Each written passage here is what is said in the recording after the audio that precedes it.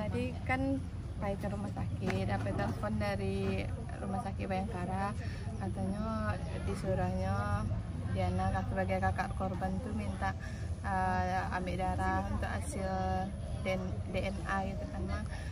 Jadi ambil hasil darah katanya jika masih diproses hasil otopsinya tuh kemungkinan setelah ambil DNA tuh 2 mingguan katanya kan, jadi baru bisa keluarga dipulangkan ke rumah gitu kan, jenazahnya gitu kan, baru bisa boleh disemayamkan dari pihak keluarga kan. Habis itu disuruh tunggu informasi selanjutnya dari RS Bayangkara. Jadi Diana domisili selama di mana? Domisili di mana biasanya? Tinggal di mana biasanya? Oh, Diana. Ya. Diana tinggal di Jambi, kota Jambi. Habis merit kan langsung tinggal di Jambi. Jadi yang tinggal di rumah tuh ibu, ayah, adik cowok kan sama Sika.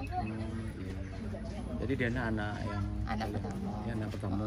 Yang Cika ku anak kedua di bawah Diana. Baru adik cowok tadi. Yang si Ibnu ya. Tiga ya berarti ya. Iya bertiga ada kakak. Yang musuh cowok. Jadi tinggal di rumah kalau berangkat nanti kan ke mana? Ke Baru Jambi. Iya. Dia tinggal di rumah si Ibnu seorang.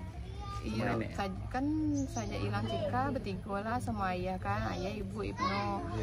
Kan ayah kan lah tidak ada lagi kan, bulan November tahun batang ayah meninggal karena kabar-kabar ya, maksudnya kayak ayah tuh emang sakit juga kan Bang.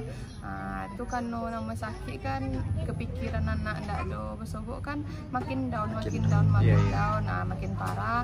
Jadi sampai selagi ayah mampu berjuang juga mencari anak polusinya mah, akhirnya sampai tutup usia kan tidak ada hasil sama sekali kan. Itu kamilah ibu, Diana sama adik cowok sama keluarga yang masih melanjutkan perjuangan ayah untuk mencari. Kayak kami tuh masih yakin kalau Cika tuh kayak masih hidup, masih ada harapan kayak gitu. Mungkin yo di suatu tampe, mungkin yo di apa kayak gitu kan. Jadi kalau minta sama Allah saya dibukakan hatinya kalau masih hidup. Kalau emang yo ndak ada nyo, kami minta tunjukan di map jenazahnya kan. Tapi tidak aja ada info lah dari kami minta tanya info dari pihak kepolisian, masih suruh tunggu, kami masih proses pencarian itu saya taruh yang disampaikan polisi. Jadi kami itu merasa kurang puas gitu kan. Jadi kami sebagai pihak keluarga tuh semampu kami lo berusaha mencari kan. Akhirnya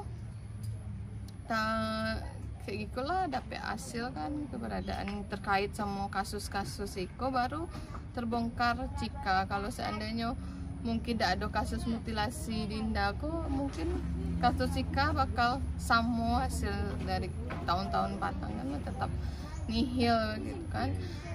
Tahu akhirnya ibu tuh emang dari habis lahiran adik yang cowok tuh emang karena masalah jantung. Jadi sebelum ada kasus tuh dia konfirmasi sama keluarga kan, dia telepon kalau bisa ibu tuh jangan sampai tahu kasus Iko. Kalau misalnya tahu kan beko inge sama dia kan, soalnya kan yang meninggal mutilasi kok emang masih ada sangkutan keluarga dari pihak ayahnya Dinda tuh sama keluarga kami. Dan Dinda nih masih kawan SMP-nya Cika dulu, kawan SMA dan kawan kuliah.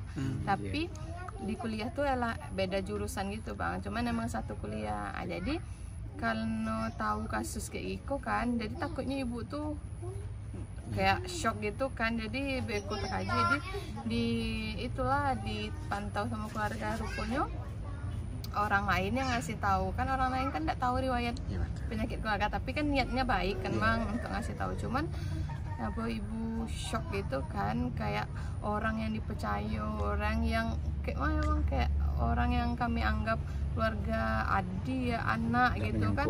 Pokoknya itu yang ternyata yang bunuh anak sama adik kami kan. Kayak rasa pukulan besar bagi ibu kan. Kayak disitulah ibu shock banget, mungkin kayak sampai ibu tutup usia juga kan. Kayak dia tuh kayak rasa runtuh juga dunia rasa Bang. Kayak di saat awak tahu keberadaan adik awak di mana gitu kan, lupanya ibu awak pahit pula gitu kan. Kayak sanggup kata-kata. Terlebih tidak menyangka dengan pelakunya tadi Kak ya. Sama sekali, soalnya ibuku kan tidak ada yang sakit yang itu kan bang, cuman emang sakit jantung masih proses pengobatan bolak-balik RS itu kan bang untuk kontrol apa, cuman kan ibu ini tidak ada yang sakit serius gitu kan, yang kayak emang telantak di rumah gitu kan, emang ada kayak gitu, cuman kayak shock segitu tiba-tiba ibu pingsan langsung tidak ada gitu kan.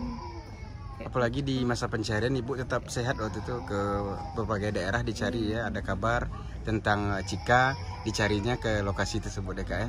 Jadi memang pukulan berat saat mendengar berita ini Kak ya. Terakhir ke Pasaman. Pasaman terakhir ya. Memang tak susah mencari dulu. Di sini aja.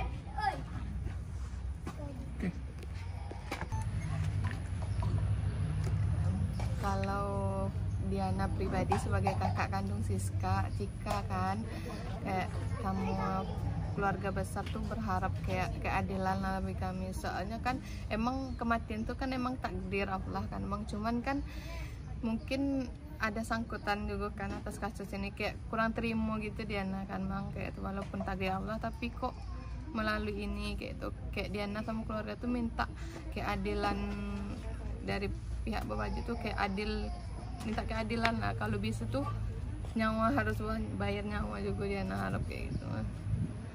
Itu kayak gitulah harapan kayak gitu, mungkin kayak gitu juga harapan ayah Dinda, mungkin kan apa yang Diana rasakan di keluarga mungkin itu pula yang dirasakan kan, kehilangan seorang adik, anak gadis gitu kan, dengan cara yang tidak wajar kayak itu, keji banget gitu bang. Jadi kayak Diana tuh minta dihukum berat-beratnya, kalau bisa hukum mati gitu.